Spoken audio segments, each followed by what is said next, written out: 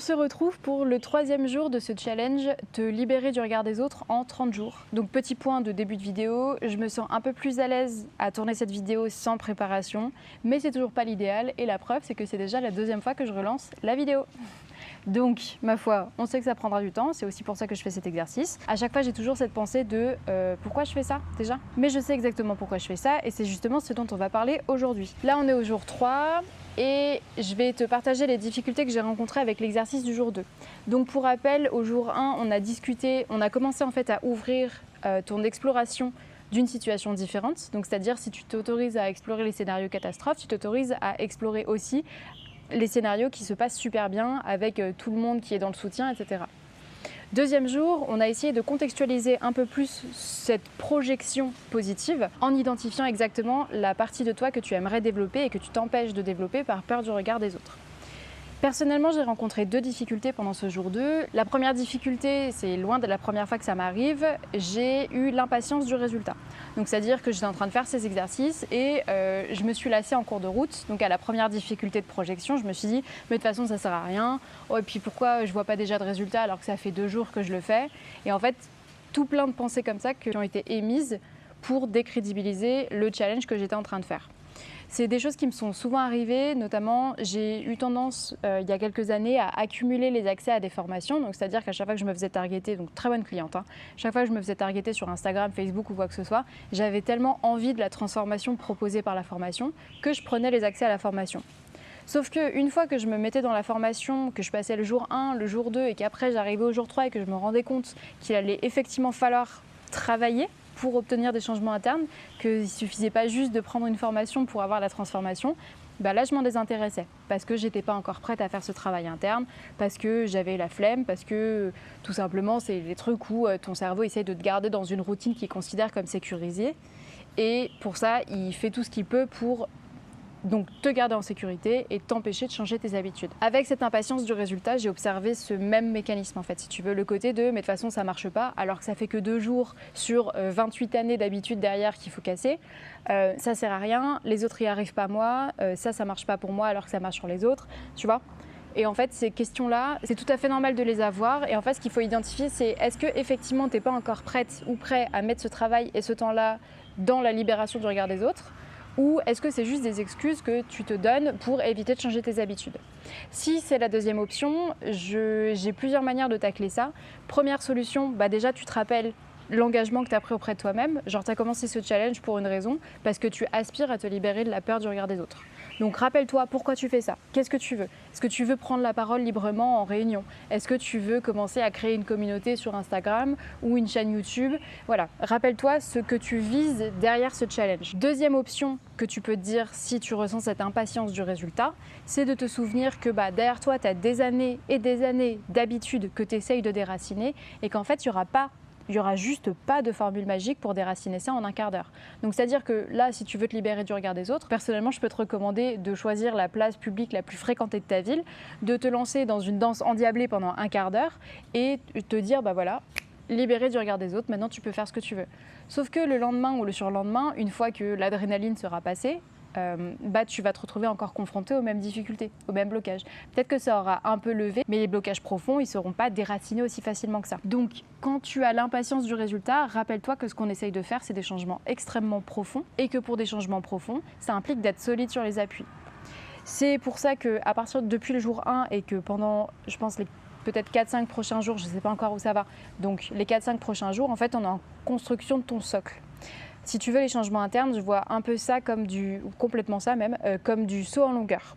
En fait, la façon dont tu prends tes appuis est aussi importante que la façon dont tu atterris et la longueur que tu vas sauter. C'est-à-dire que si tes appuis ne sont pas solides de base, si tu essayes de prendre appui sur une surface molle et instable, forcément ton saut ne sera pas impressionnant derrière. Ou alors tu vas mal atterrir, tu vas te faire mal, ça se trouve tu vas même pas sauter du tout. Donc c'est pour ça que c'est important d'identifier d'où tu pars et ce que tu vises. Et c'est ce qu'on est en train de construire là. Donc c'est pour ça que je ne te donne pas de recettes magiques ou de trucs transcendants à faire et qui vont changer du jour au lendemain parce que ce n'est pas le but de ce challenge. Le but de ce challenge, c'est des petits changements dans le respect de ton rythme et de ta vie actuelle et pour obtenir des changements durables et profonds. Voilà, donc ça c'était pour la première difficulté rencontrée pendant le jour 2. Et la deuxième difficulté que tu as pu rencontrer aussi, c'est une difficulté à visualiser la partie de ta personnalité que tu souhaites développer et que tu ne parviens pas à développer par peur du regard de l'autre. Je te l'ai dit hier, l'objectif que j'ai avec ce challenge, c'est de développer une partie leaduse inspirante de moi.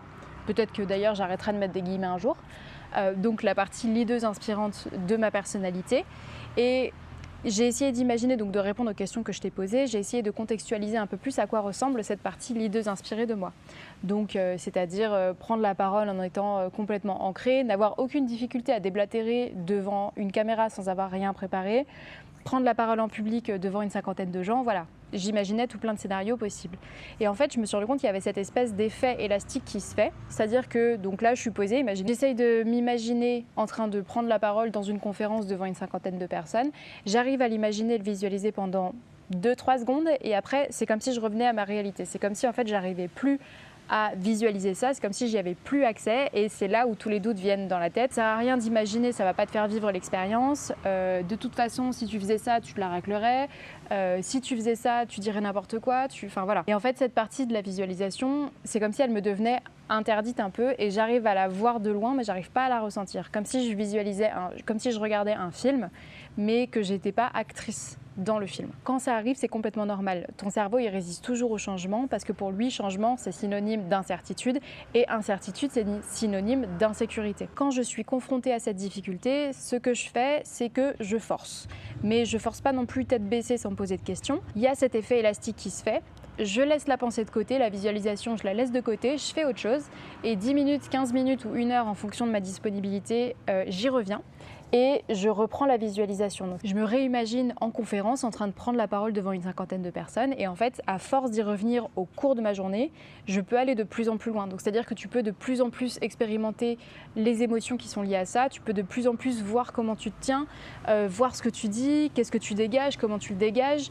Comment tu te sens, tu vois, intérieurement, est-ce que les gens perçoivent de toi. Donc le fait d'y revenir, ça permet de contrer cet effet élastique et ça permet de montrer à ton cerveau que tu peux aller plus loin dans la visualisation sans te mettre en danger. Et ça, c'est les premiers jalons du changement. Parce que si tu montres à ton cerveau que tu changes tes habitudes et que ça ne te met pas en danger pour autant, lui, ce qu'il comprend, c'est « Ok, bah effectivement, on peut y aller ». Et c'est comme ça que tu vas prendre des habitudes différentes et que tu vas te libérer du regard des autres et ne plus avoir des actions et des comportements en lien avec le regard des autres. Maintenant, j'aimerais faire un pont sur la thématique du jour 3, qui est une thématique vachement liée aux peurs. Donc, si tu as rencontré ces difficultés pendant le jour 2, parmi toutes les choses que ça soulève et que ça fait émerger, ce que ça montre bien, c'est que la peur du regard des autres, elle vient en réalité de toi. En fait, le regard que tu imagines que les gens portent sur toi, ça vient de ton esprit, de ton imagination, de ta projection. La preuve que j'ai eue hier, c'est que j'arrive pas à m'autoriser, m'imaginer être d'une certaine façon, alors que dans ma tête, il n'y a personne qui me regarde parce que ça se passe littéralement dans ma tête. Donc l'exercice de jour 2 m'a permis de vraiment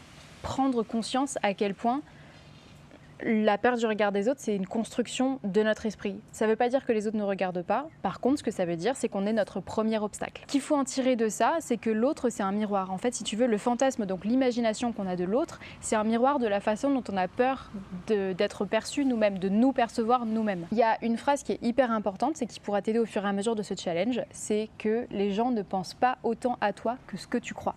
La preuve en est, toi, au cours d'une journée tout à fait normale, combien de fois tu penses à toi, ce que tu as fait, ce que tu as dit, versus combien de fois tu penses à ce que l'autre a fait et ce qu'il a dit. Et je te parle pas de la projection de qu'est-ce qu'il peut peut-être vouloir dire parce qu'il a dit, nanana. Je te parle vraiment de concrètement ce qu'il a fait, ce qu'il a dit. L'autre occupe une place prépondérante dans notre esprit, mais c'est surtout l'interprétation des pensées et du comportement de l'autre qui occupe une place hyper importante. Ce qui prend de la place dans notre tête, c'est pas forcément l'autre, mais c'est l'interprétation qu'on fait du comportement et des paroles de l'autre. Sauf que ça, comme je te l'ai dit au jour 1, il me semble, on peut juste pas le contrôler. Donc en fait, la peur du regard des autres, ça implique une forme de lâcher prise. Tu ne peux pas contrôler ce que les autres pensent de toi, tu ne peux pas contrôler la façon dont ils vont interpréter ton comportement. Et comme tu ne peux pas le contrôler, ça implique de lâcher prise sur l'image que les gens ont de toi. Du coup, pour l'exercice d'aujourd'hui, j'ai pensé à quelque chose, parce que tant qu'à faire, on est là pour foncer un peu dans le mur. J'ai pensé à quelque chose que personnellement je vais faire, je t'invite à le faire aussi, c'est de faire face à tes peurs. Alors c'est un peu générique dit comme ça. En gros, l'idée c'est que quand ton cerveau t'interdit de te projeter dans une version plus incarnée, plus confiante, plus leaduse, plus tous les trucs qu'on a déterminés pendant le jour 2, c'est quoi les peurs qui te donnent derrière. Donc par exemple, moi quand je m'imaginais prendre la parole devant 100 personnes avec un micro, etc., bah, les peurs qui me donnaient à manger pour éviter que je me projette là-dedans, c'est tu vas te ridiculiser, tu vas bafouiller, tu vas dire n'importe quoi, les gens vont te juger. Et en fait, c'est hyper important d'avoir conscience des peurs qui ont derrière. Donc pour le jour 3, j'aimerais que tu retrouves les peurs que te donne ton cerveau et que tu les notes. De quoi tu as peur derrière? C'est quoi l'effet guillotine du fantasme du regard des autres sur toi? Donc moi par exemple, c'est la peur du ridicule, la peur d'être jugé, la peur de bafouiller, du coup ça revient au ridicule. Ouais, en fait si tu veux, c'est genre à chaque fois que je creuse ces éléments-là, c'est souvent la peur de l'image que les autres vont avoir de moi. Donc j'aimerais que tu te demandes quelle image tu as peur que les autres ont de toi. Et que tu définisses, donc vraiment, n'hésite pas à fouiller. Je pense qu'il y a entre 3 et 5 peurs principales que tu peux trouver. Identifie ça. Ce sera déjà un sacré exercice parce que ça implique de vraiment te plonger dans la pire situation que ton cerveau peut te donner. Quand tu fais ça, je te recommande de le faire dans un endroit où tu te sens en sécurité et de te rappeler que ce fantasme-là n'est pas réel.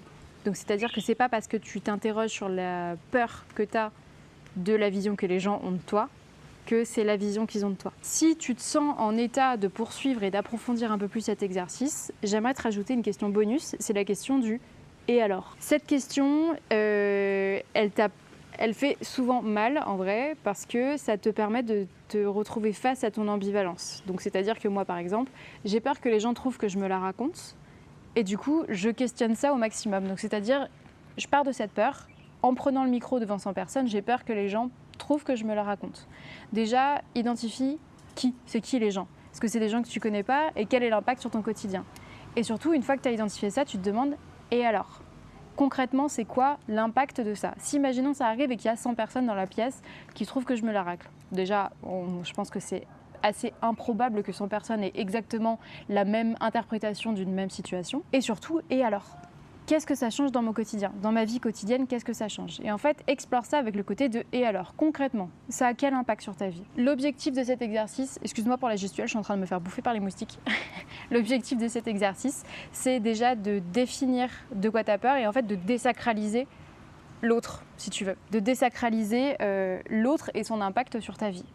Ça permet de te rendre compte que c'est qui l'autre? Des gens que tu connais pas. Ok, sinon c'est qui l'autre? C'est 3 personnes à qui tu n'as pas parlé depuis 10 ans et dont la vie n'a en réalité plus d'importance, mais ton cerveau te convainc que c'est encore le cas. Donc une fois de plus, le but de ces journées-là, c'est de vraiment définir ton socle et de commencer à jauger pour ton saut en longueur. Si tu t'impatientes du résultat et que tu trouves que ça devient long, sache que c'est souvent une fabrication de ta tête pour te dire mais abandonne, de toute façon ça sert à rien. Donc si c'est le cas, laisse-moi te poser une question. Qu'est-ce que tu as à perdre à essayer si ce n'est 10 minutes par jour? 20 peut-être en regardant cette vidéo, et encore si tu la regardes en x2, ça devrait être encore plus rapide. Mais qu'est-ce que tu as à perdre? Parce que ton cerveau il dira peut-être que ça va pas fonctionner pour toi, ou que c'est nul, que ça marche pas, etc. Ok, j'entends toutes ces questions, t'entends toutes ces questions, mais qu'est-ce que tu as à perdre? Par contre, ce que tu as à perdre à ne pas essayer, c'est de rester exactement dans cette situation et de te sentir prisonnier ou prisonnière de la peur du regard des autres. Je pense qu'on a commencé à avoir fait le tour pour ce jour 3. Dans tous les cas, moi je commence à avoir bien chaud dans la douceur de la canicule thaïlandaise. J'espère aussi que tu m'entends bien parce qu'il y a pas mal de vent aujourd'hui. Sache que c'était... Ouais, je dirais que c'est un niveau compliqué pour aujourd'hui. C'était un mélange entre le jour 1 et le jour 2. C'est-à-dire que j'ai recommencé plusieurs fois la prise. Mais par contre, j'ai eu l'impression de dérouler plus facilement ma pensée. Donc, dis-moi ce que tu en penses dans les commentaires. Est-ce que je me fourvoie complètement? Est-ce que les exercices te parlent ou pas du tout? Et si tu t'es ennuyé en cours de vidéo ou que tu as oublié les questions et les exercices à te poser, je t'invite à lire la description et ce sera tout à l'intérieur. D'ailleurs, je pense que je vais faire un workbook à la fin de ce challenge peut-être pour pouvoir inclure tous les exercices et toutes les choses. On verra bien. Dans tous les cas, je te dis à demain pour le jour 4 et moi je vais de ce pas explorer les pires choses qui me font le plus peur au monde.